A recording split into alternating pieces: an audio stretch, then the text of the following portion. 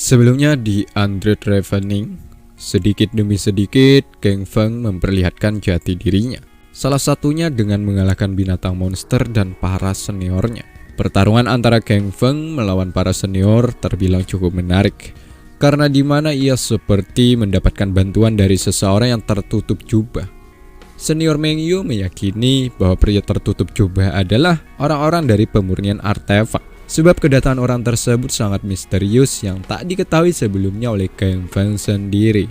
Sepulangnya, Kang Feng juga akan mendapatkan sebuah ujian sesuai dengan tempat ia mengabdi, yakni pemurnian sebuah pil. Penasaran? Yuk langsung aja kita masuk ke ceritanya.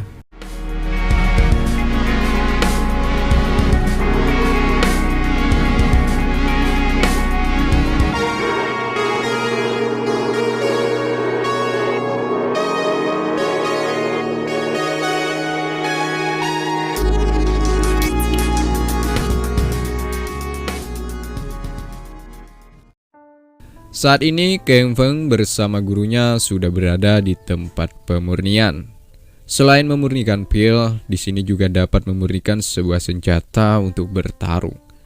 Tentunya hal itu harus membutuhkan pengalaman yang banyak agar dapat memurnikan sebuah senjata. Alias tidak sembarang orang dapat memurnikan senjata. Seperti halnya Kang Feng yang berkeinginan untuk memurnikan sebuah senjata, coy. Tentunya sang guru memberikan peringatan terhadap Kang Feng. Sebab Kang Feng terbilang masih junior, tentu itu akan berisiko jika langsung ke pemurnian senjata, ya kan?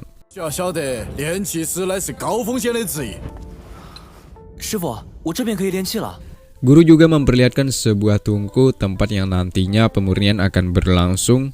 Ditambah dengan bantuan Feng Yun, seekor burung terbuat dari besi yang dapat mengeluarkan api untuk membantu pemurnian. Di sini Guru Feiwo juga memperlihatkan sedikit skillnya ketika memurnikan sebuah senjata tingkat tinggi. Namanya juga guru, tentu keahliannya tak usah diragukan lagi, ya kan? Menggunakan sebuah tungku dan bantuan api dari Feng Yu, guru mampu menciptakan sebuah senjata.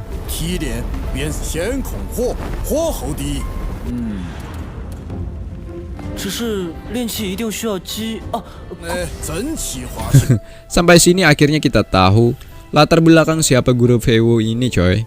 Benar kata Meng Yu sebelumnya, guru di pemurnian ini ternyata tidak memiliki kemampuan roh. Begitupun dengan hasil pemurnian sebelumnya. Ternyata itu bukan 100% hasil karyanya, melainkan itu berkat Feng Yu.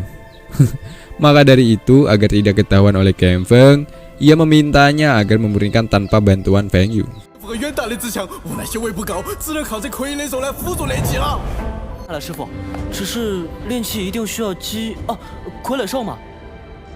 Guru juga memberikan jangka waktu. Maksimal 1 bulan Kang Feng harus bisa memurnikan minimal 1 benda lah yang tercipta. Jika Kang Feng gagal, maka guru terpaksa harus mengeluarkannya dari perguruan artefak pemurnian. Kang Feng yang sudah tak sabar mencoba bagaimana rasanya memurnikan sebuah pil. Ia langsung saja mengerjakannya. Namanya juga pemula, 3 kali Kang Feng gagal memurnikan.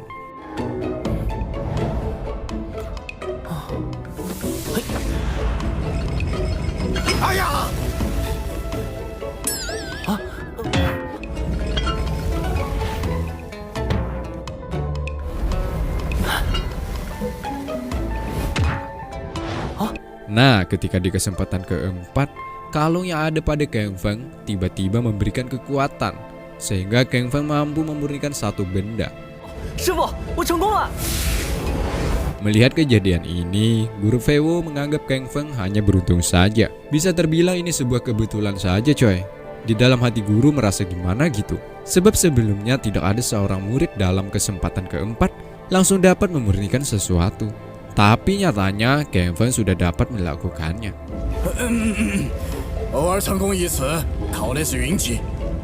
Sekali lagi guru tak percaya setelah Kang Feng kembali berhasil memurnikan untuk yang kedua kalinya. Saking tidak percayanya, hawa panas pada hasil pil yang dimurnikan tidak lagi dirasakan oleh sang guru.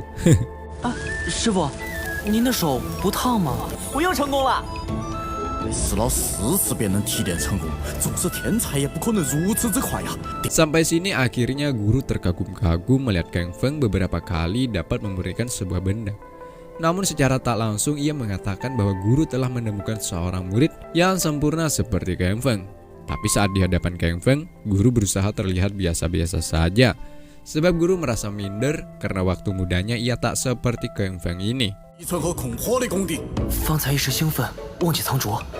伤心的是我好不好？第一次没有7成的成功率，老夫练习几十年，靠着傀儡说的服。天哪，为何派这么个优秀的徒弟，让老夫觉得自己是个废物？ Sementara itu Luan, yakni wanita yang tak sengaja diintip oleh Kang Feng sebelumnya, mendengar sebuah berita bahwa guru Feiwu dari artefak pemurnian telah menemukan seseorang murid jenius yang dapat memurnikan sebuah senjata. Ya, entah dari mana berita itu beredar sehingga secepat ini sampai ke telinga Luan. Luan juga tak mengira murid jenius itu ialah Kang Feng. Kemudian Luan juga berkeinginan untuk mendatangi artefak pemurnian untuk meminta agar murid itu memurnikan sebuah senjata untuknya. 我先去试一试，这炼器天才究竟有几分成色。世界 Luan diantar Mengyu ke tempat di mana Kang Feng berada, yakni sebuah tempat pemurnian, di mana Luan terkejut bahwa orang itu ialah Kang Feng yang sebelumnya mencabulinya. Sesampainya Mengyu kemudian berencana untuk pergi sebentar. Sedangkan Luan ingin memberikan sop terapi sebab rasa kecewanya masih membekas di benaknya. Dengan spontan Kang Feng menghindar. Nah, sampai sini Kang Feng sekali lagi meminta maaf kepada senior Luan atas kejadian sebelumnya coy. Karena tujuan senior Luan inginkan sebuah senjata, ya Luan langsung basa-basi dengan menanyakan apakah Kang Feng sudah bisa menguasai teknik awan menghilang. Nah, ketika itu Tungku tak terjaga lagi sehingga meledak dan Kang Feng dengan cekatan menolong Luan dari percikan api tersebut. 我哪有啊？师姐小心！ Langsung ke intinya, Luan meminta agar Kang Feng memurnikan sebuah senjata tingkat tinggi untuknya. Ya karena sesaat lagi kompetisi sekti akan diselenggarakan. Harapannya sih dengan senjata itu Luan bisa melangkah lebih jauh lagi. Bukan itu saja, Luan juga sangat percaya bahwa Kang Feng memiliki bakat dalam pemurnian. Maka dengan sangat agar Kang Feng bisa membantunya. Pada akhirnya Kang Feng langsung memurnikan senjata untuk Luan.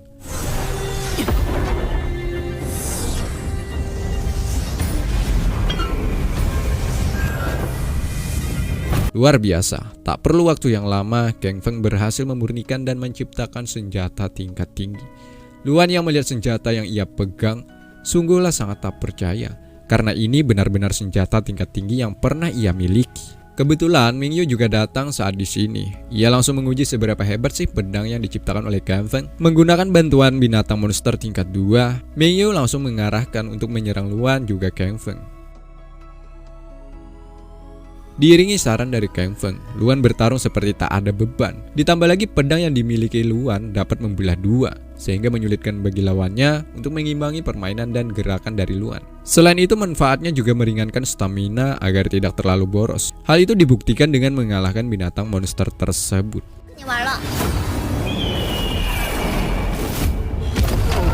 Sebagai ucapan terima kasih Luan, Kang Feng mendapatkan cepokan manja dari Kak Luan yang cantik ini.